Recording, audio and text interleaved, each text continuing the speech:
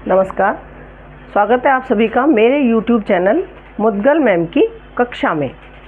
आज हम बात कर रहे हैं छंद विधान की कि छंद क्या है और ये कितने प्रकार के होते हैं, उत्पत्ति कहाँ से हुई। तो सबसे पहले हम यदि बात करें तो छंद जो शब्द है, इस शब्द की उत्पत्ति संस्कृत भाषा का ये शब्द है और इसकी उत्पत्ति हुई है छद धातु से।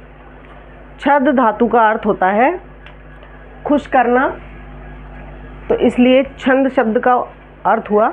और एक इसका दूसरा अर्थ जो इसकी व्युत्पत्ति से यदि लिया जाए तो छंद शब्द का अर्थ है जो अपनी इच्छा से चलता है, जैसे स्वच्छंद हम पढ़ते हैं। तो इस तरह से छंद शब्द का अर्थ हुआ कि अपने आप चलने वाला, और दूसरा अर्थ इसका हुआ खुश करना या आह्लादित करना।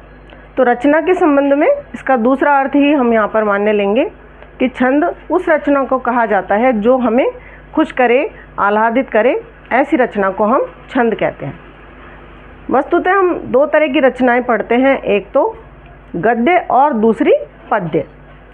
तो इस तरह से रचना को, गद्य रचना को छंद विहीन रचना कह सकते हैं अपन, और पद्य रचना को कह सकते हैं छंदोमयी रचना या छंद रचना। तो हम जैसे हम कविता की बात करते हैं तो पद्य की ही बात करते हैं। उसका अर्थ है कि उसमें एक लयात्मकता होनी चाहिए, गति होनी चाहिए, तभी वो कविता सी लगती है। आइए एक बार हम परिभाषा देख लेते हैं। वैसे छंद को एक शास्त्र माना गया है वेदों में। वेदों के चरण जो हैं वो छंद माने गए हैं। जिस प्रकार मनुष्य के चरण होते हैं, पैर होते हैं हमारे, और उनके बिना मनुष्य पंगु है, उसी प्रकार वेद जो हैं वो छंद के बिना पंगु है। एक उपनिषद भी है जिसका नाम है छांदोग्य उपनिषद। उसमें गीत, संगीत के वाद्य यंत्र, इन्हीं सब के बारे में विस्तार पूर्वक बताया गया है। तो देखिए, पहली ही पंक्ति जो मैंने लिखी हुई है कि वेद के 6 अंगों में से एक अंग है छंद शास्त्र, अर्थात वेद के चरण हैं छंद शास्त्र। यदि छंद नहीं हो तो वेद पंगु कहलाएंगे।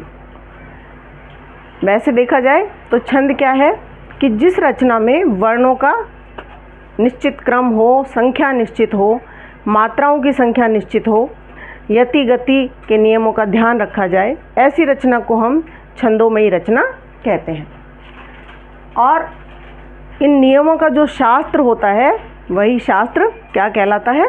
छंद शास्त्र कहलाता है, या उसे हम छंद विधान भी कह सकते हैं।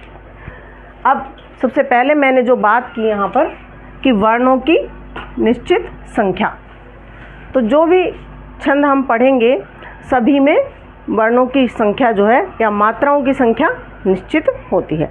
छंद की परिभाषा तो ये हो गई। अब छंद के प्रकार कितने हैं हम देखें। छंद 2 प्रकार के होते हैं। पहले होते हैं मात्रिक छंद और दूसरे होते हैं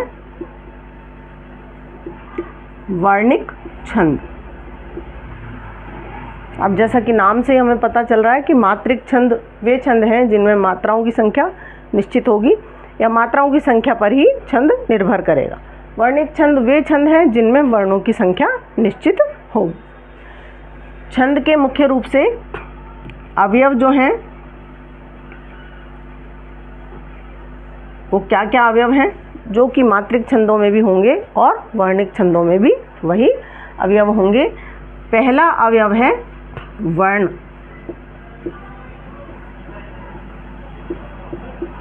वर्णों की संख्या। दूसरा है मात्राएं या मात्राओं की संख्या।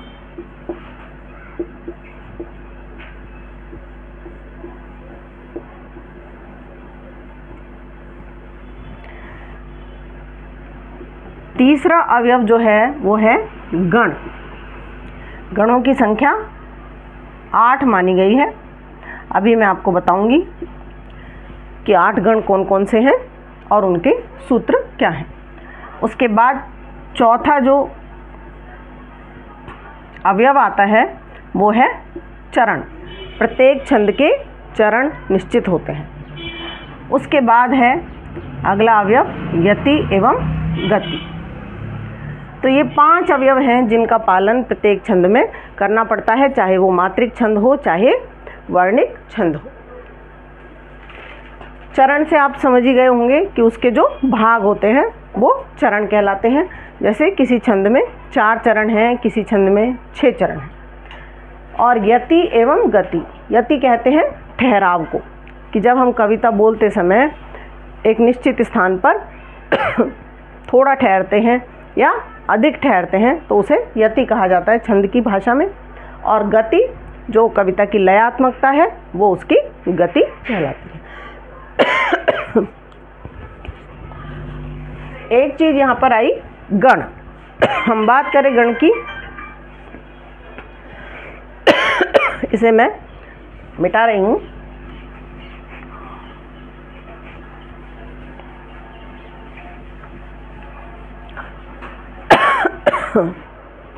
तो हम बात करें कि गण क्या होते हैं। गण जो हैं वर्णों की निश्चित संख्या को गण कहते हैं।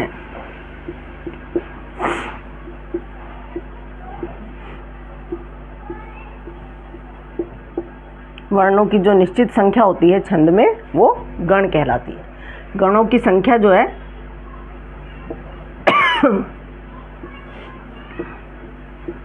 इनकी संख्या 8 है। 8 कौन कौन से हैं? य, म, त, र, ज, भ, न, स। 8।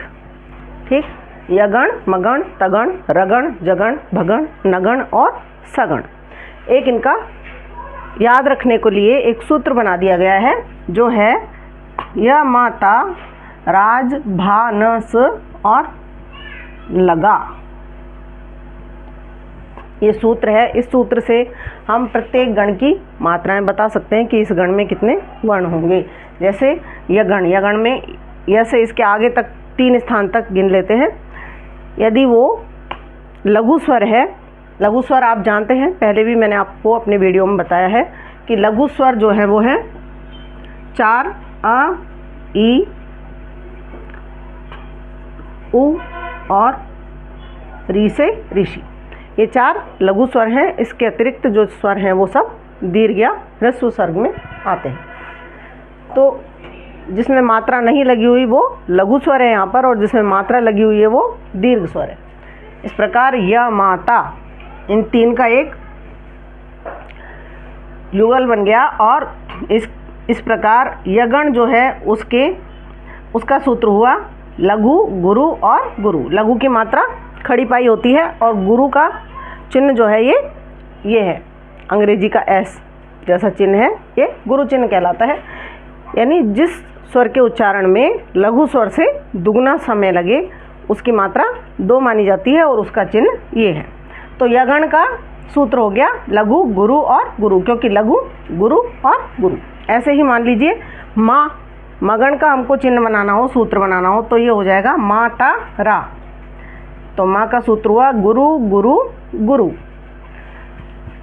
इसी प्रकार तगण का सूत्र हो जाएगा गुरु, गुरु, लघु। रगण का यदि सूत्र हम चाहें बनाना तो हो जाएगा गुरु, लघु, गुरु।